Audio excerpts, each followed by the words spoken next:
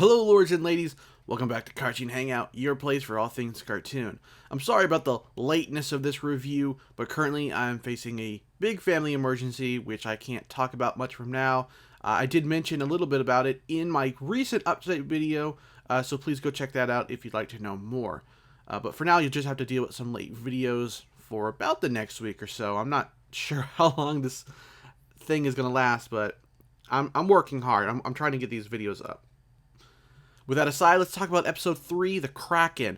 What I enjoyed about this episode the most, and probably this whole series at this point, is I'm going to butcher this, the cryptozoological, I butchered it, aspect. If you don't know what that word means, just think about the cartoon show The Secret Saturdays, and that's basically it.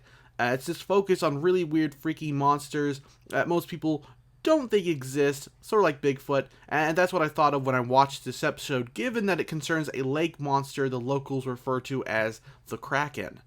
Now, going into this episode, knowing what the episode was going to be about, because keep in mind, I have watched this show before years ago, I wasn't anticipating being all that into it.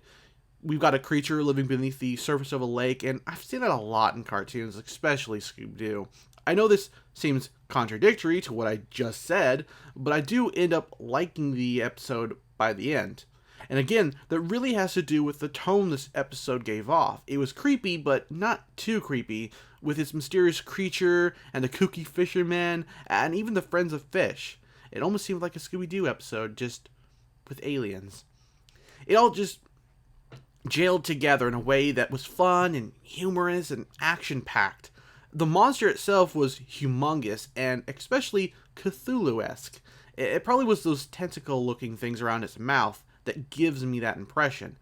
Ripjaws, Ben's newest alien that he somehow magically knew the name of, I don't know how, was also something that added heavily to this episode's cryptozoological feeling. There I go again. I probably butchered it. That's a hard word to pronounce.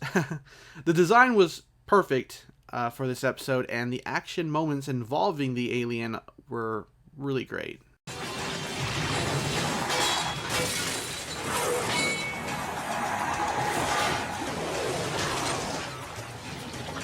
Something else that I loved is how, despite getting the wrong alien often in the original series, Ben is able to use any of them in unorthodox ways.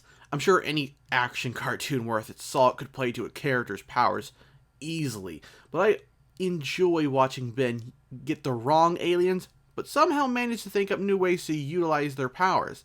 Accelerate, for instance, is not an alien you'd pick in the middle of the lake, but when he accidentally turns into it, he manages to run on the water instead. It's just some really smart storytelling choices, in my opinion. It makes you look forward to Ben getting the wrong alien instead of sharing his annoyance, just to see how he's going to use them. Oh, and thanks to the comment of Katrin C in the last video, I now know what that grainy texture is called that the show uses. It's called noise. Huh. Well, you learn something new every day. So, my homework for you in this video is to let me know of any other shows that use a similar technique. And while you're at it, what was it called that Chowder used? Do you remember that cartoon, Chowder? You know how the design of their clothes moved when they walked? As if there was a second layer beneath the character models? I'm really curious about that for some reason. It's all this talk about animation techniques and whatnot. Anyways, sorry I don't get super into detail with this review, but again, there is some crap going on in my life, and it's of the serious variety.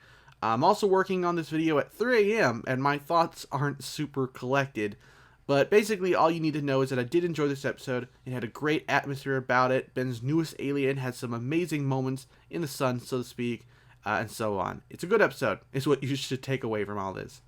Anyway, that's been my review. Thanks for watching, and take care.